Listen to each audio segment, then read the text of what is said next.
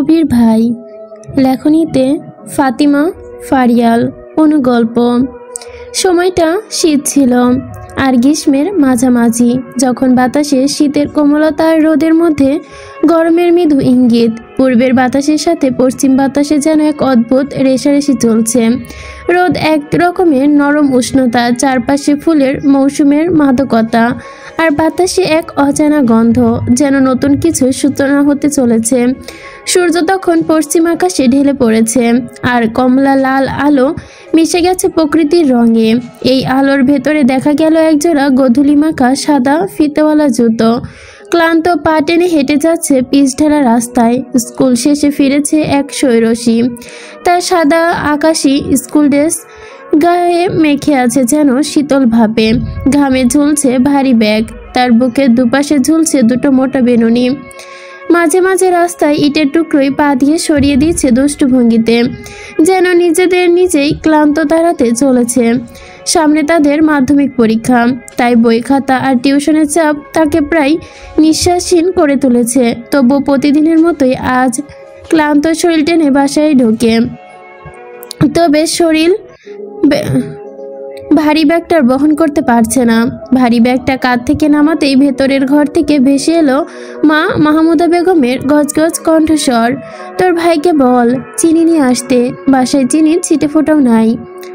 যখন তখন হুটহাট করে বন্ধু বান্ধব নিয়ে আসে, কিন্তু বাসায় কি আছে কি নেই সেটা খেয়াল রাখে না। যত জ্বালা সব আমার। সে বেশ খানিকটা বিরক্ত হলো, ক্লান্তিতে দীর্ঘশ্বাস ফেলো। শরীরটা আর চলছে না তার, তবুও মায়ের চোখের কঠোর দৃষ্টি এড়াতে পারল না। দুলতে দুলতে ধপধপ পা ফেলে ভাইয়ের ঘরের দিকে গেল। দরজা খুলে উকি দিল, একরাশ বিরক্তি নিয়ে বলল, আম্মু বলেছে তোকে চিনি নিয়ে আসতে, তা না হলে চা পাবি না। বন্ধু যখন নিয়ে আসছিস, সাথে চিনিটাও নিয়ে আসতি। কথাটা শেষ হতেই চোখ গেল চেয়ারে বসে থাকা গাঢ় নীল শার্ট পরা এক যুবকের পিঠের দিকে। মুহূর্তেই সে স্থির হয়ে গেল।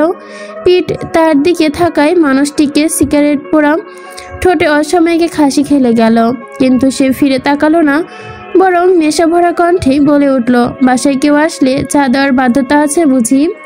সে কণ্ঠস্বর যেন তীরের মতোই বিঁধল শৈরসীর হৃদয়ে। গাঢ় নীল শার্টের মালিক ধীরে ধীরে চেয়ার টেনে ঘুরে নিল। শৈরসীর দৃষ্টি বিস্ময়কর। ভাইয়ের জায়গায় বসে আছে এক অপরিচিত যুবক, শ্যামবর্ণ ধূসর চোখের মালিক, এলোমেলো চুল, গালে জুড়ে খসখসে দাড়ি, আর হাতে ধরা এক পুরনো আমলের দামি ক্যামেরা। কালচে সিলভার বডি, ধাতব গায়ে হালকা ক্র্যাশ ধরে রেখেছে যেন। ক্যামেরার গায়ে একটু ঘোলা সাদা অক্ষরে লেখা মেড ইন জাপান 1999। নিচে ছোট ফিল্ম উইন্ডোজ, আর ভেতরে শুকনো ফিল্ম রোলের প্রান্ত এখনো ঝুলে আছে, কিন্তু দেখে মনে হচ্ছে ক্যামেরাটা এখনো যেন জীবন্ত।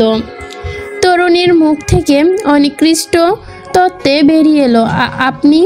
যুবক হেসে উঠল, একটা শান্ত অথচ দহন ছড়ানো হাসি। হাসির সাথেই তার গাল দুটো যেন অসাময়িকভাবে দেবে গেল। শৈরসীর অন্তরে সেই হাসিটা যেন আলোর সৃষ্টি করলো। যুবক বৃদ্ধা আঙ্গুলের সাহায্যে খসে খসে দাড়ি ঠিক করে অতঃপর মৃদুস্বরে বলল, আমি শাহরিয়ার কবির, আরিফের ছন্নছাড়া ভবঘুরে বেঘরেলি বন্ধু, যার জন্য এই মুহূর্তে চা বানানো তোড়জোড় চলছে। তবে চিন্তার কারণে আমার কিন্তু চিনি ছাড়াই চা চলবে। লজ্জায় আড়ষ্ট হলো তরুণী। মুহূর্তেই তার গাল দুটো লাল টকটকে চেরির মতো হয়ে উঠল। সেদিন কি বিশ্রীভাবে না তাদের প্রথম সাক্ষাৎ হয়েছিল।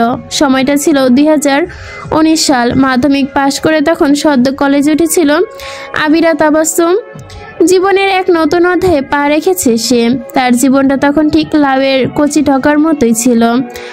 ওপরে কচি সবুজ, ভেতরে হলদে রেণুর মতো কোমল। আবিরার বাসা সেনাবাহিনীর অফিসারের পাশে, কারণ আবিরার বাবা একজন সেনাবাহিনীর অফিসার, পেশাগত কারণে সিলেটের বাইরে থাকেন। সিলেট শহরের গণ্ডি ছাড়িয়ে গ্রামের এক প্রান্তে তাদের একতলা ইটের বাড়ি। বাড়িটা অনেকটা খোলামেলা, সামনে বিশাল উঠোন, গাছ আর ফুলের আবরণে ঘেরা। সেই বাড়িতেই আবিরা তার মা ও বড় ভাই আরিফের সঙ্গেই থাকে। সেদিনও ছিল। তেমনই এক বিকেল, আকাশে ভারী মেঘ ঢেকে রয়েছে, যখন তখন বৃষ্টি নামতে পারে।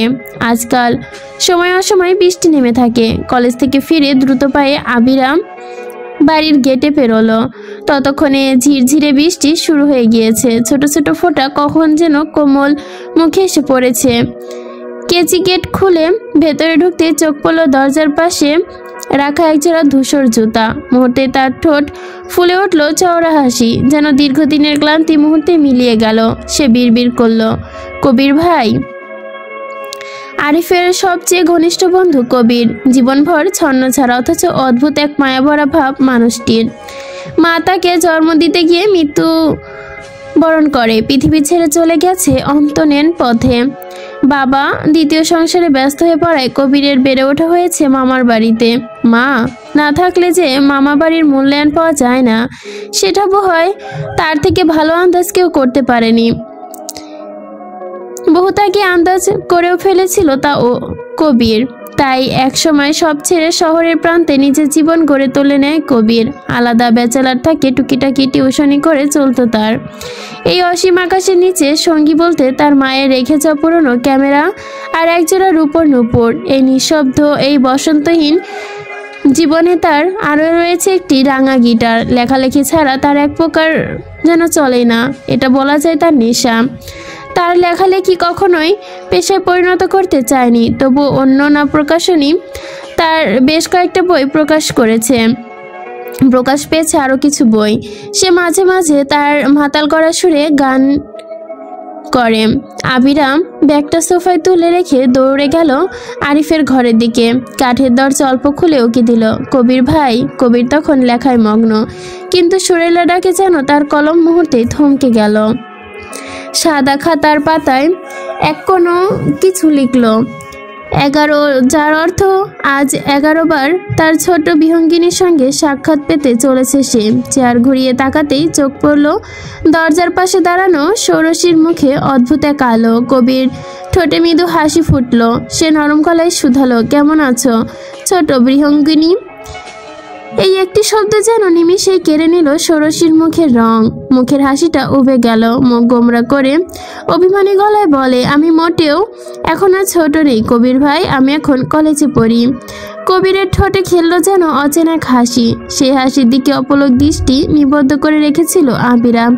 তার ধ্যানের বিঘ্ন ঘটে কবির সেই নেশাভরা কণ্ঠে, দ্রুত বড় হতে চেয়েও না বিহঙ্গিনী, অতল গহ্বরে পড়লে ডানা ঝাপটাতে উকুল পাবে না। আবিরার বিষগ্ন কণ্ঠে বলল, আমি আপনার এই কঠিন কঠিন শব্দের ভাষা বুঝি না, অথচ নিজেকে বড় করতে দাবি করছো। আবিরা শুধু ফ্যালফ্যাল করে তাকিয়ে রইল, উত্তর খুঁজে পেল না। ঠিক তখনই পেছন থেকে হালকা টোকা পড়ল মাথায়।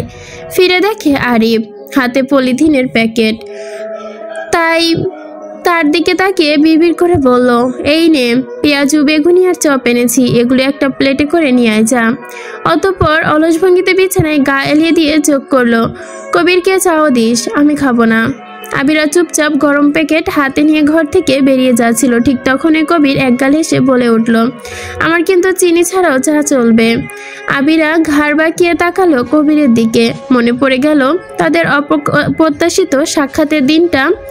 ইস, কি বিশ্রীভাবেই না প্রথম সাক্ষাৎ হয়েছিল।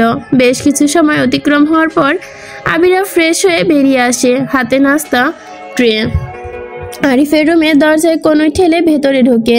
আরিফ পেছনে বালিশ ঠেকিয়ে আধশো হয়ে বসে আছে, হাতে একখানা মোটা বই, যেখানে সম্পূর্ণ মনোযোগে ডুবে আছে সে।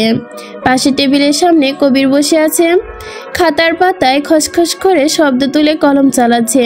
আবিরা চা নাস্তার ট্রে টেবিলের পাশে রেখে পর্যবেক্ষণ করলো কবিরকে। সে যেন অদৃশ্য এক জগতে ডুবে আছে। মুহূর্তখানেক পর আবিরা ধীর গলায় জিজ্ঞেস করলো, আচ্ছা কবির ভাই, আপনি আপনার সব গল্পের শেষে বিচ্ছেদ কেন রাখেন? কেন পূর্ণতা দেন না গল্পের চরিত্রগুলোতে? কবির কলমের শব্দ থেমে গেল। সে দীর্ঘ একটা নিঃশ্বাস ফেলল, যেন বুক আটকে থাকা পুরনো ধুলোর স্তর ফুঁড়ে বেরোলো তার বুক বেয়ে। বিচ্ছেদের মাঝে তার পূর্ণতার স্বাদ লুকোনো থাকে। যদি বিচ্ছেদ না হয় তাহলে সহজে পূর্ণতা পেয়ে যায়, তাহলে সেই পূর্ণতার কদর থাকে না। না, পূর্ণতা তখন খুবই অভ্যাস হয়ে যায় সকলের, কিন্তু বিচ্ছেদের পর তারা তো আর কখনো পূর্ণতা পায় না, পেতেও পারে। চোখের দেখা পূর্ণতা সব নয়, প্রকৃত পূর্ণতা তো হয় মনের মিলনে, আর মনের মিলন কখনো আলাদা হয় না। যদি সত্যি সত্যি একবার মিলন ঘটে যায়। ষোড়শী থমকে গেল। কবিরের কথাগুলো তার মনে গিয়ে ধাক্কা দিল। সে গভীরভাবে বোঝার চেষ্টা করলো কথার গুরুত্ব। এমন সময় তার নজর পড়ল বইয়ের স্তরে রাখানো ক্যামেরাটার দিকে। ধীরে হাত বাড়িয়ে ক্যামেরাটা হাতে নিতে ঘুরে ফিরে দেখলো, উৎসুক হয়ে জিজ্ঞেস করলো, এটা তো খুব পুরনো, তবুও আপনি সবসময় সঙ্গে রাখেন। এটা কি জিনিস, কি কাজ করেন এটা দিয়ে এখনো? কবির তার হাত থেকে ক্যামেরাটা নরমভাবে নিয়ে জানালার দিকে ইশারা করলো, ওইখানে দাঁড়াও। এখানে? আবিরা জানালার গ্রিলের সাথে হেলাল দিয়ে দাঁড়ালো। বাইরে ঝিরঝির বৃষ্টি পড়ছে আর ভেতরে এক অজানা নীরবতা। কবির ক্যামেরাটা চোখের সামনে তুলল। পর মুহূর্তে আবির আবারও ঘাড় কাত করে আবিরাকে দেখলো। তার কণ্ঠ নিচু, কিন্তু অদ্ভুত এক টান আছে, সদ্য ফুল ফোটা পদ্মের ন্যায়। সদ্য ফোটা পদ্ম যেমন, ঠিক তেমন লাগছে তার হাসি। তাকে আজ পুরোপুরি লুকিয়ে রাখার ইচ্ছে তার। সামান্য হাসলেও কি খুব বেশি ক্ষতি হবে নাকি? আবিরার গাল লাল হয়ে উঠেছে, বেশ খানিকটা লজ্জাও পেল। লাজুকলতা যেমন হওয়ার ঠিক তেমনই নুইয়ে পড়ল। ঠোঁটের কোণে এক টুকরো লাজুক হাসি টেনে আনলো। কবির ক্লিক করতে ক্যামেরার আলো ঝলকে পড়ল রুমের ভেতর। আবিরা দ্রুত কাছে এসে ক্যামেরার স্ক্রিনে মুখ নামিয়ে দেখল নিজের ছবি, যেখানে তার লাজুক হাস্যোজ্জ্বল মুখ ভেসে আছে। বা এত সুন্দর উঠেছে! এত পুরনো ক্যামেরা থেকে এত ভালো ছবি উঠে জানতাম না। তার কথায় দারুণ উচ্ছ্বাস। পাশ থেকে আরিফ গম্ভীর হয়ে বলে উঠল, এটা যেভাবে যত্ন করে আর 100 ভাগের 1 ভাগ যদি নিজের করত, তাহলে ওর জীবনে এমনভাবে ঘুরতো যে ও ভাবতেও পারতো না। এমন ভবে ঘুরের মতো ছন্নছাড়া হতো না তার জীবনটা। আবিরা চোখ নামিয়ে তাকালো কবিরের দিকে। সে তখন কলম চালাচ্ছে। আরিফের কথা তার কর্ণকুহরে পর্যন্ত পৌঁছায়নি, নাকি ইচ্ছে করে গায়ে মাখায়নি জানা নেই আবিরার। আবিরা বুঝতে পারলো না, শুধু গলার স্বর অনেকটা নিচু করে বিড়বিড় করলো, ওনাকে এমন ছন্ন ছাড়াই বেশ ভালো লাগে। এই কথাটা আরিফ না শুনলেও কবিরের হাত থেমে গেল। সে স্পষ্ট শুনতে পেয়েছে ষোড়শীর অন্তরে ধুকপুকনি। আবিরের মুখের রং বিষগ্ন হয়ে গেছে। খাতার পাতায় তার হাত চলছিল না, একদম স্থির হয়ে রইল। ষোড়শী আজ তার একটু সহ্য করে ফেলেছে অজান্তেই। একটা বড় সত্য বলেছে আজ তার ষোড়শী। সে দিনের পর বহুদিন কেটে গেছে। দিনের পর দিন আবিরার মনে জমেছিল এক অদ্ভুত অপেক্ষা, কিন্তু কবির আর এলো না। ষোড়শীর বয়সের কোমলতা হৃৎপিণ্ডের বড় ছটফটানি করছিল। তখন তো আর হাতে সেলফোন ছিল না, তাই খোঁজ নেওয়ারও কোনো উপায় ছিল না। এক বিকেলে আবিরা তার মায়ের সঙ্গে বাজারে গিয়েছিল কিছু কেনাকাটার জন্য। আবিরা হাঁটতে হাঁটতে হঠাৎ থমকে গেল। স্টেশনারি দোকানের সামনে দাঁড়িয়ে আছে কবির, হয়তো কিছু একটা কেনাকাটা করছে। আবিরা দৌড়ে গেল সেখানে। অনেকটা হাঁপিয়ে গেছে, ঘন ঘন কয়েকবার নিঃশ্বাস তুলে ডেকে উঠল, কবির ভাই। কবির চমকে পেছনে তাকালো। সামনে দাঁড়িয়ে আছে আবিরা। কবির অজান্তে কয়েক পলক তাকিয়ে রইল তার ওই দিকে। চোখের গম্ভীরতা অদ্ভুতভাবে নরম হয়ে গেল, তবুও মুখের ওপর পড়ল এক পরিমিত সংযমের পর্দা। সে গিয়ে সে চুপ নিচু গলে জিজ্ঞেস করে, তুমি এখানে? হাঁপাতে হাঁপাতে আবিরা উত্তর দিল, আম্মুর সাথে কেনাকাটা করতে এসেছি। ও আচ্ছা। কবিরের কণ্ঠে অদ্ভুত নিস্তরঙ্গ। আবিরা এবার সরাসরি প্রশ্ন ছুড়ে দিল, আপনি এখন আর বাড়িতে আসেন না কেন কবির ভাই? আসলে একটু ব্যস্ততার মধ্যে আছি, একটা বইয়ের পাণ্ডুলিপির কাজে। কবিরের কথার আড়ালে লুকিয়েছিল দূরত্ব, সেটা ষোড়শী বুঝল না। সে মুখে হাসি নিয়ে বলল, কবির ভাই, কাল আমার জন্মদিন, আপনাকে আসতে হবে। দেখি কাজ শেষ করতে পারলে অবশ্যই আসবো, দেখি না। আপনি আসবেন মানে আসবেনই, আমি আপনার অপেক্ষায় থাকবো। আবিরার কণ্ঠে যেন নিষ্পাপ দৃঢ়তা। কবির কিছুক্ষণ তাকিয়ে রইল সেই মায়াবী মুখবয়ের দিকে, চোখ এক ঝলক দুঃসাহসী সুখের আলো। ঠিক পরের মুহূর্তেই সে আলো নিভে গেল। চোখ জোড়া নামিয়ে যেন সেই সীমারেখা থেকে তার আকার ধারণ করলো। আবিরা হাসলো, এক ঝলমলে আলো ভরা তার হাসি। বলল, আচ্ছা আসি, আম্মু আবার খুঁজবে, কাল কিন্তু অবশ্যই আসবেন। এক দৌড়ে ভিড়ের ভেতর দিয়ে মিলিয়ে গেল ষোড়শী, পেছনে রেখে গেল তার কচি গলার মিষ্টি প্রতিধ্বনি। কবির দাঁড়িয়ে রইল জায়গায়, ধীরে ধীরে হাত তুলে মাথার চুল হালকা এলোমেলো করে দিল। তার ঠোঁটের কোণে ফুটল হাসি, কিন্তু সেই হাসি খুবই বিষাদময়, যেন নিজের ভেতরে নিজের শূন্যতা বহন করে বেড়াচ্ছে এই হাসি। পরের দিন ছিল আবিরার জন্মদিন। দুপুর গড়িয়ে বিকেল হলো, আবিরার সুন্দর করে সাজুগুজু করে বসে আছে কবিরের অপেক্ষায়। কবিরের নীল রঙা ভীষণ প্রিয়, তাই সে মায়ের কাছ থেকে নীল শাড়ি পরে নিয়েছে। শাড়ি পরার অভিজ্ঞতা তার নেই, বেশ কবার কুচি কুচে ঠিক করতে হয়েছে, এগোতেও গুলিয়ে ফেলছে। শেষে তার মা এসে শাড়ির ভাঁজগুলো ঠিক করে দিল।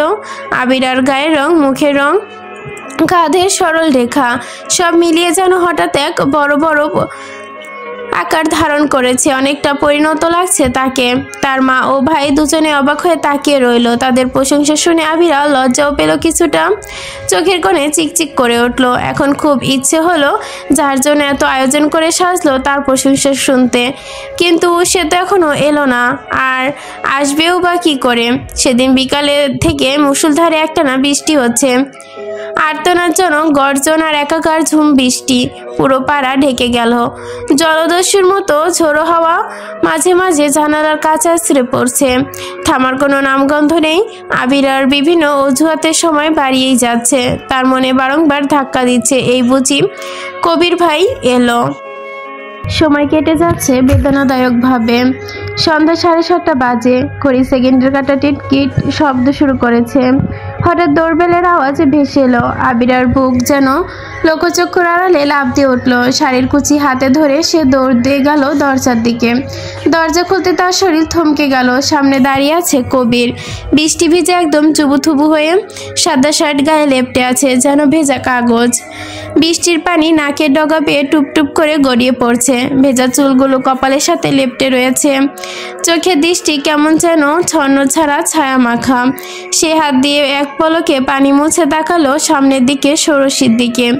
নীল শাড়িতে ষোড়শীকে রমণীতে পরিণত হয়েছে, তার গলায় হালকা কম্পন, চোখে বিষময়ের দীপ্তি, সব মিলিয়ে অদ্ভুত রকম আকর্ষণ। কবির তার না চাইতেও তার দৃষ্টি আটকে গেল সেই মুখের দিকে। এমন সময় আরিফ এসে বলল, কিরে তোর এই অবস্থা কেন? কবির দ্রুত দৃষ্টি সরিয়ে নিল, চোখাচোখি হলো, ভেতরে কম্পনি ধরা দিল।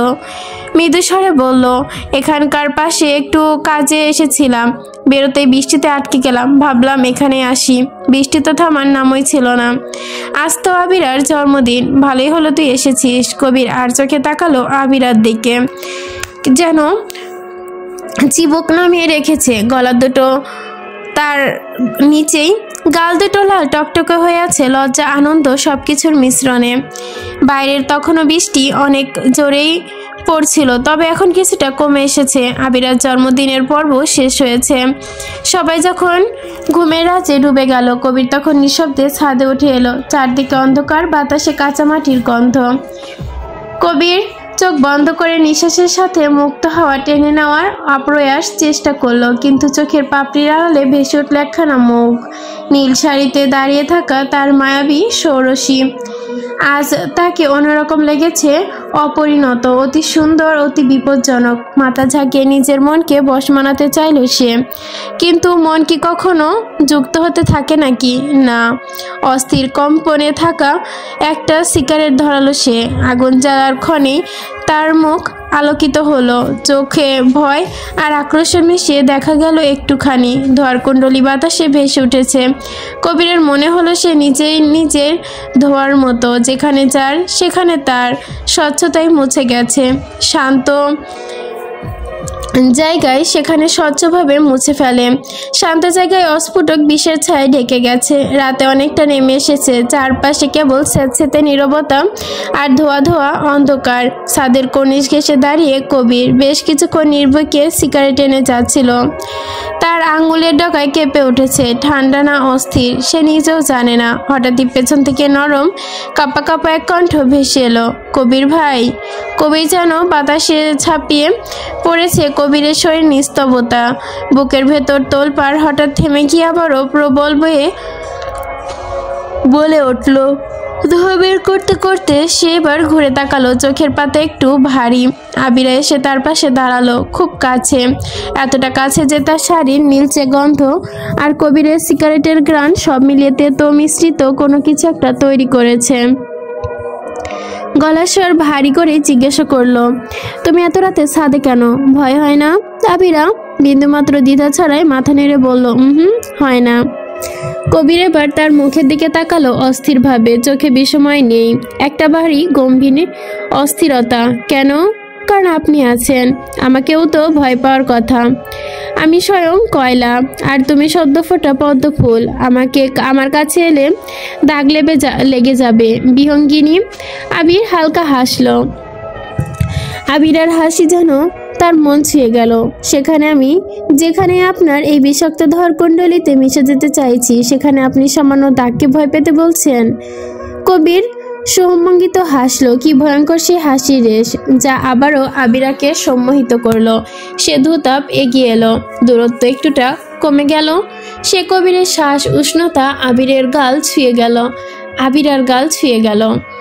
কবির নিজে পকেট থেকে পত্রিকার কাগজে মোড়ানো একটা নীল কাচের চুড়ি বের করে, পরম যত্নের সাথে চুড়িগুলো কবজিতে পরিয়ে দেয়। আবিরার কবজিতে নীল চুড়ি কয়েক মুহূর্তেই তাকিয়ে রইল সে, অতঃপর ধীরে ধীরে সে হাত ছড়ালো, কণ্ঠ খাতে নামিয়ে বলল, বৃষ্টির কারণে সব দোকান বন্ধ ছিল।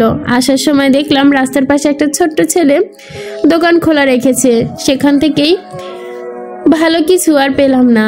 আবিরা হাতটা আলতে করে নাড়ায়, কাচের চুড়িয়ে রিনিঝিনি শব্দ তোলে, রাতের নিস্তব্ধতা ছেদ করে তোলে এক অপার্থিব ঝংকার। আবিরা মৃদু হেসে বলল, এর চেয়ে মূল্যবান কিছু হয় নাকি?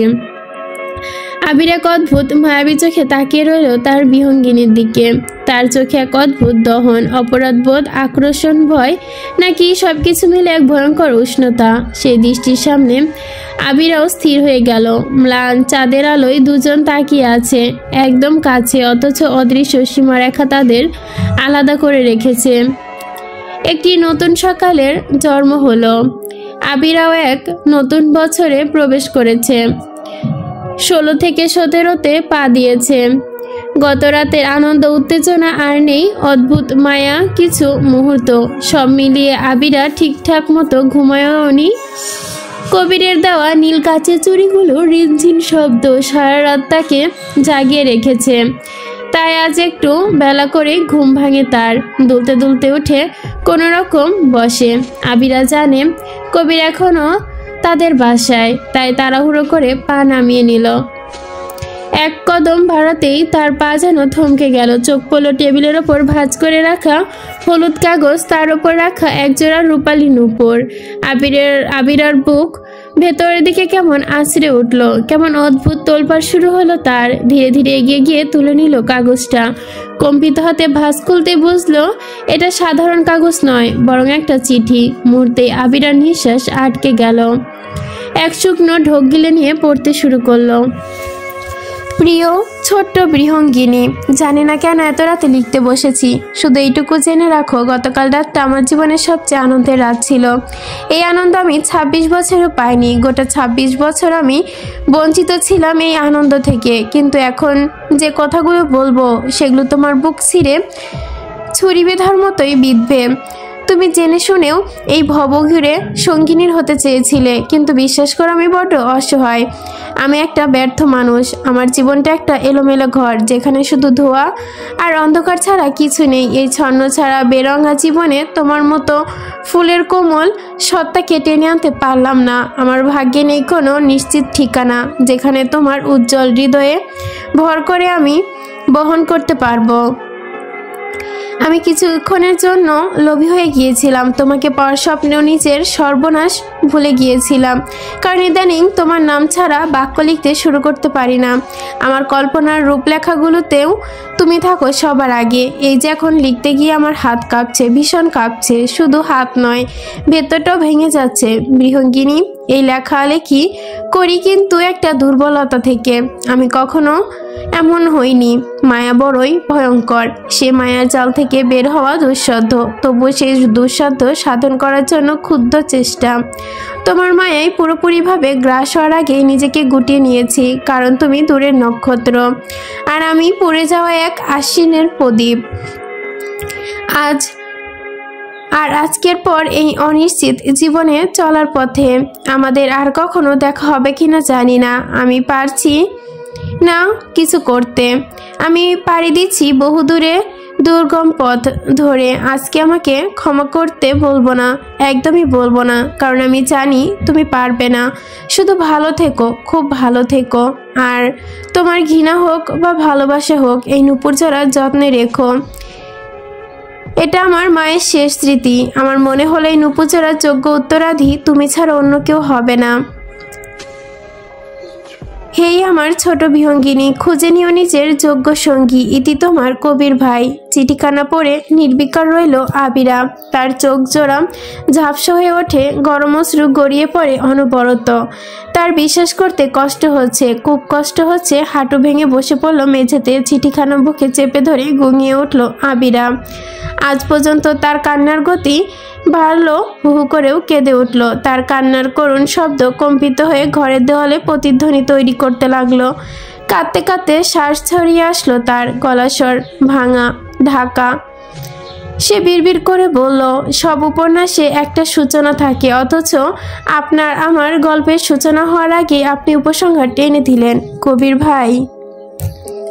নিচে এটা হচ্ছে এই পর্যন্ত ছিল, এখানে সমাপ্ত। এটা যেহেতু অন্য গল্প, আর কোনো পর্ব আসবে না। আর নিচে হচ্ছে লেখিকার নোট, ছোট্ট একটা স্টোরি। সবাই কমেন্ট করে অবশ্যই জানাবেন কেমন লিখেছি। উৎসাহ পেলে এমন ছোট ছোট গল্প আরও অনেক নিয়ে আসবো। সেম কথা আমি আপনাদের জন্য বলছি, উৎসাহ পেলে আমি এমন ছোট গল্পগুলো লেখিকায় অনেক দেয়, কিন্তু সেটা শেয়ার করা হয় না। তো আপনারা উৎসাহ দিলে আমিও শেয়ার করব।